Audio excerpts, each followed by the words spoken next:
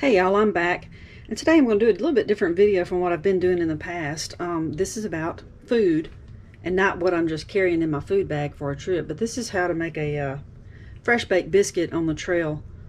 Now, I don't plan on making biscuits on my long backpacking trips because it would require just a little bit of extra prep, and usually by the end of the day I would not get up and fix this for breakfast because I usually am trying to break down camp and get out and get hiking, so I don't want to take too much time, and I usually eat a protein bar of some sort or granola.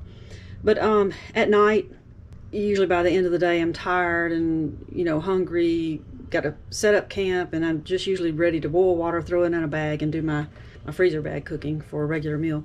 But on my shorter backpacking trips that I take, when I'm not really pressed for miles, pressed for time, and the weight in my pack doesn't matter as much, I would easily do this.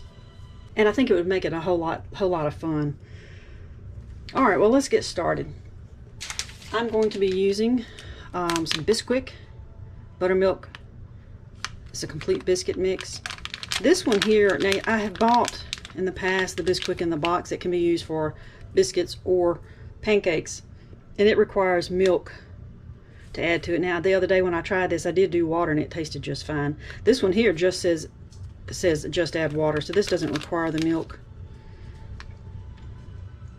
This is actually the first time I've ever seen these the packets in the store, so I was kind of glad to see that, especially with the just add water, because I'm not going to carry milk out on the trail. I guess you could carry powdered milk, but why? Because if this only needs water. All right, first thing, all right, I have not used this particular mix, so I'm not sure on the measurements of everything. This is something you'll just have to eyeball yourself. And if you were planning on doing this multiple days, you could take this whole bag and just carry a Ziploc bag to keep this in, or you can probably dump that in there and carry the whole thing. Or you could just measure out what you need. Say if you only wanted to make the biscuit one time, you could put everything you need into here for one biscuit. I say one biscuit because that's all my little pot will hold. I guess I could make multiples. It would just take a long time, but each person could do their own. All right, so I'm going to use this little bowl. It's just a little, it says polypropylene on the bottom, to mix this up. Now, you could have your mix in here and add your water to this and mix it up. It might make it a little bit harder though to get that out and get that into the thing that I'm going to show you how we cook it. Besides the Biscuit mix, you'll need a piece of aluminum foil. You want to be sure that it's several inches larger all the way around, larger than your pot, because what we're going to end up doing is making this into a bowl, and it's going to sit down just inside of here to cook. We're going to make like a tiny oven. Let's go ahead and get that done.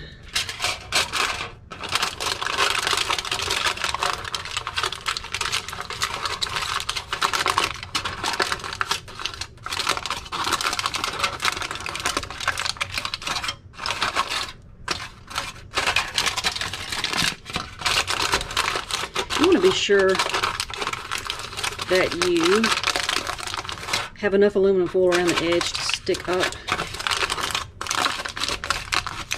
You don't want that going all the way into the bottom. Be sure you don't poke a hole in it with your nail as you're doing that, because you don't want any of that. We're going to end up putting water in the bottom of this, and you don't want that condensation getting on your biscuit. So we'll make a nice little bowl like that. And we're going to end up, once we have the biscuit in here, we'll end up pulling these edges up to let the steam out. I'll show you all that in just a moment. All right, we've got that done. We'll set that aside. I'm going to add some water to the pot. Something in there. I'm going to add about an inch of water. And see how that goes. Make sure that that's... The reason you don't want this too shallow, because when your biscuit rises, we're going to be putting this lid on it. When the biscuit rises, you don't want it to touch the lid. Mess it up. Mess up the biscuit. So that's fairly deep, and it's not touching the water. All right, Now, you can either, I know that some people take a small, that's definitely not this size, but a small bottle of olive oil they add to their meals at night to help give them some calories, just because you're burning so much off when you're hiking. You can either take some olive oil in a small container, or before you leave home, if you didn't want to have to deal with a olive oil container, you could have sprayed just a little bit of this in there. That's just some olive oil spray. Now you can use any kind of oil that you like. I would just prefer olive oil. And actually, to transport this, you would fold this into thirds and then fold the ends in. That would keep this oil inside of here, and it'd be ready for use when you open it up. Of course, you'll get your hands a little bit greasy when you form your bowl, but that's not a biggie.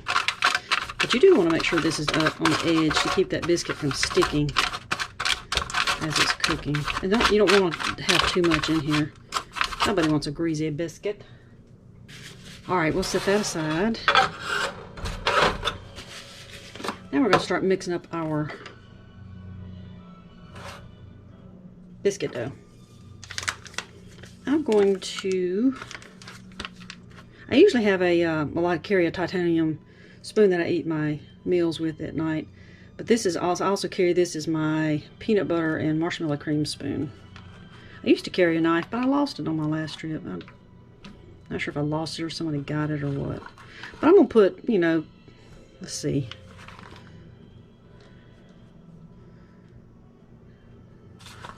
Three and a half nice scoops. That might be tablespoons. I don't know for sure about that measurement.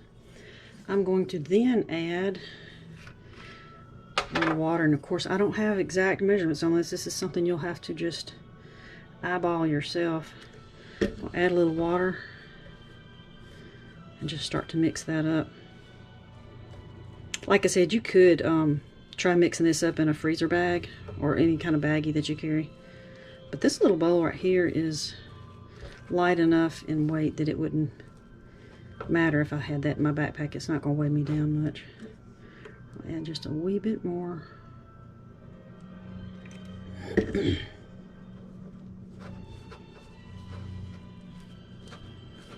Not sure how big this biscuit's going to be, but do remember that it will rise, so don't let your eyes be bigger than your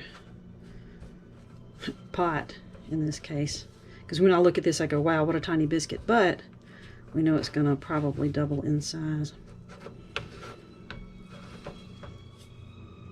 By the way, this is just a little a spoon, cedar spoon that I hand carved from a limb off my cedar tree in the yard.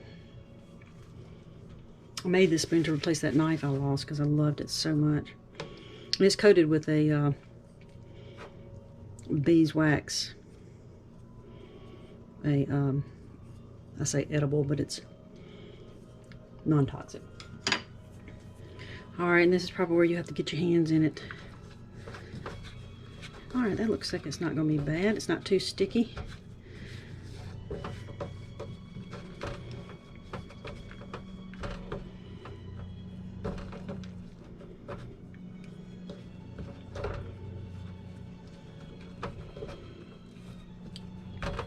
Glad I ran across this little bowl. I forgot we had it. It came in a cook kit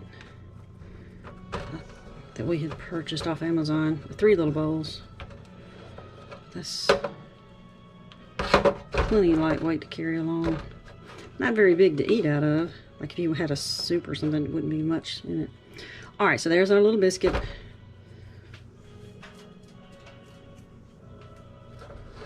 I'm just going to take that and place it right in there. Okay, next step would be we're going to get our little top on here.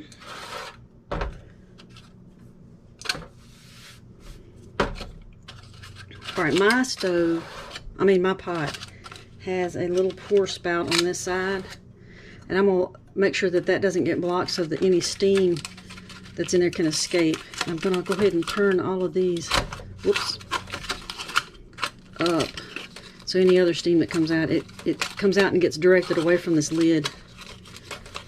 If it curls back on itself and gets under the lid, then that moisture will collect inside this lid, then it'll drip back on the biscuit and That's never good, having a soggy biscuit. So we'll just do this. I don't want to wrap it all the way around the lid because I'm going to have to keep checking it. And we're going to end up flipping the biscuit part way. Alright, I'm going to put this stove going. I'm going to get it going very low, because we just kind of want to simmer.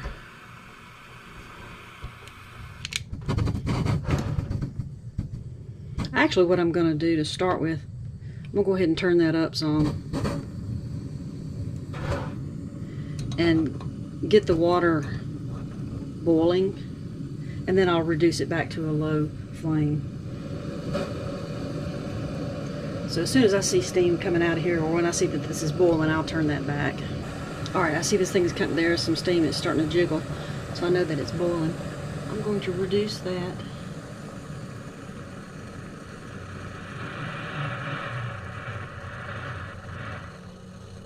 Down to where it's just a barely going. It'll be basically a simmer. Just enough to keep that water hot and keep that heat going in there.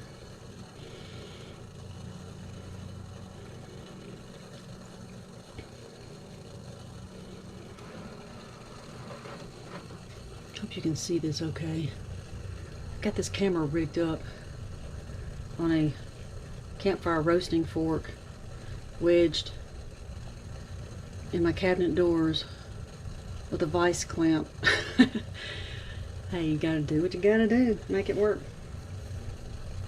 I forgot to time this, and most likely I would forget to time it when I'm out on the trail. So what I'm gonna have to do is just keep glancing at it. Let me wipe that spoon off. And then we'll start checking the edges of the biscuit to see if it's starting to firm up, just like you would a pancake. If you're familiar with making pancakes, the edges start to get firm, cooked, even though the top isn't totally done. So this hadn't done really much of anything. I think I might bump that up just a hair, because I don't have any more steam coming out. I just want to be sure I have enough heat inside of here to keep the biscuit cooking. It just needs to be steady. I'm going to give it a little bit more. There.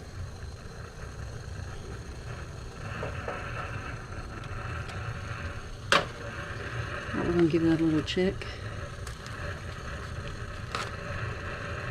Alright, it's starting to cook on the very bottom. You can see how that's getting, maybe you can see that a little bit flaky. But I'm going to wait just a little bit longer before I flip the biscuit. Alright, let's get a look at that again.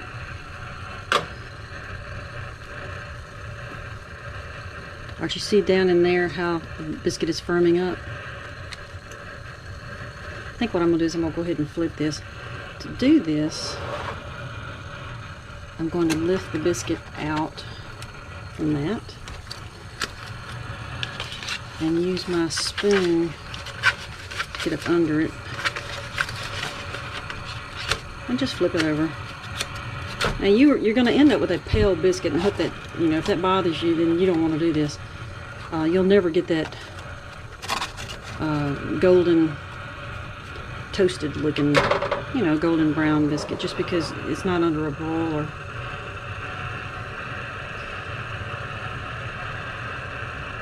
You make it, I guess when you're done, you might can hold it over the flame and give it some bronzing. I'm not worried about it. It's going to eat and taste just the same anyway.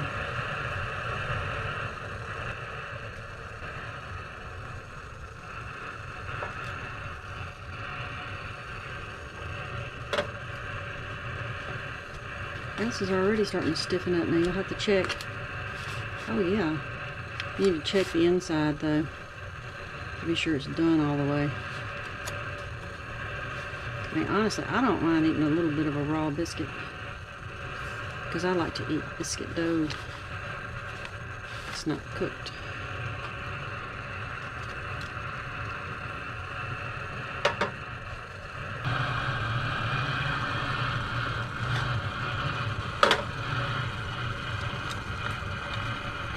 Be careful with this because the steam is really hot.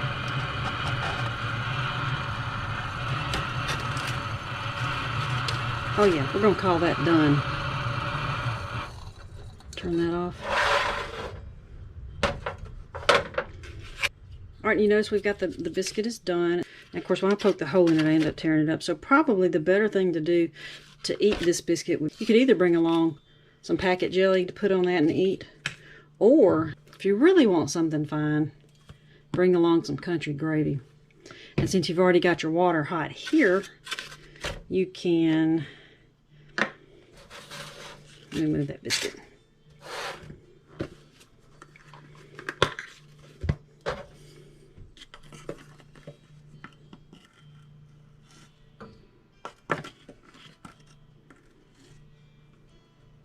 I think we'll do 3 spoons of that. Usually on the instructions they say to have stir this constantly over a flame. I'm hoping this is hot enough that I don't have to put it back on the flame.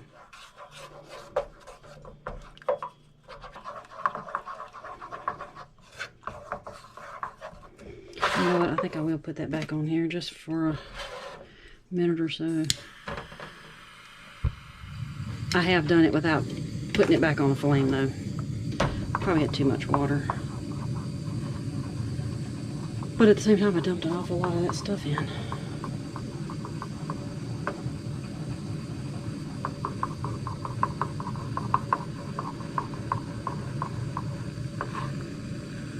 Oh yeah, it's starting to thicken up almost immediately.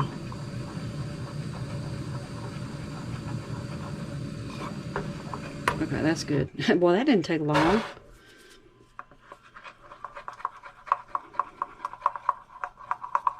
And I probably could have just put the top on it and let it sit off to the side while I get some other stuff handled. Oh wow, that looks awesome. Okay, so then you'll need, you can either put your biscuit back in this, you could technically eat out of this, but it's going to get hot underneath there if you pour your gravy on it. But if you put the biscuit in the little bowl that you mixed it up in, just break that off into some small pieces. It's not a very big biscuit. The last one I made was bigger. All right, we're going to spoon that out onto that. Oh man, that is thick. Ooh, yum. That's enough probably for 2 people. While your buddy's over there making his or her biscuit, you'll be enjoying yours with some gravy. I guess if you had a larger diameter pot, you could do more biscuits. But generally when I backpack, I don't feed the crowd, because honestly I do that at home and I'm sick of it. I handle myself, and anybody that's with me handles their own stuff. That's just how I am. I want a break from feeding everybody else. But so like if I did go with my daughter and we were both going to eat the same thing, we could carry a larger pot and just both of us pitch in on making it. Anyway, there it is. Oh, yum. That is fine. So I got extra gravy. Now, if you want to add to this, you can make some eggs.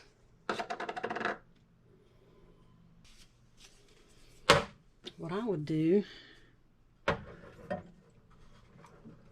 Whoa, don't go anywhere. I'm going to go ahead and put a little salt in my pan. A little pepper. And I always carry tiny packs of salt and pepper that came from restaurants. I'm going to crack this egg right into the pan. This is a non-stick pan, so I don't need any olive oil or butter or anything. And that's the whole reason I got the pan.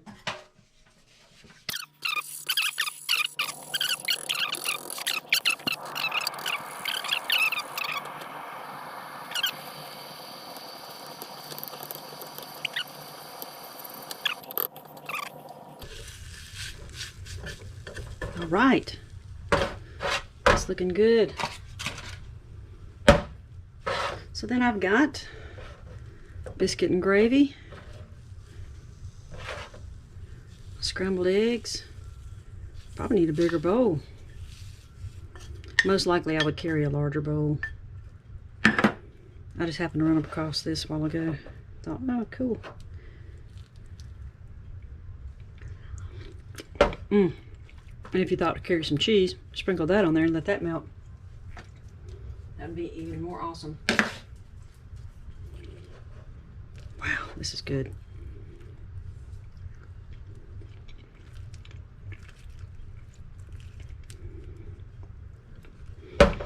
Okay, I'm not gonna sit here and eat this in front of y'all, make y'all drool too much. I hope you've enjoyed this food video. Like I said, it's a little different from what I usually do, but as I find out different things that you can carry on the trail and eat that I think would be fun or really tasty, I'm gonna try to share those with you. All right, y'all. Y'all have a great day. Thanks for watching.